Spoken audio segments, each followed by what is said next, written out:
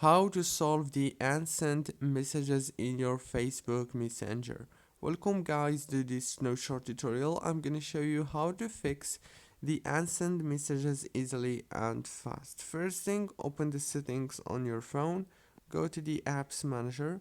When you open the apps manager on this page, you will find all the apps.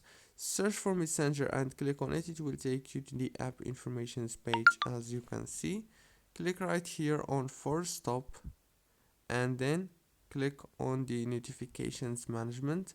Make sure to enable all the notifications.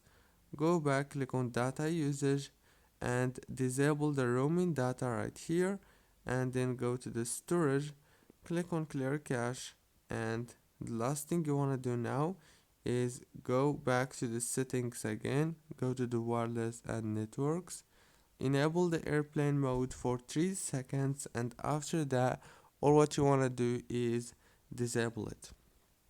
Don't forget to like, subscribe.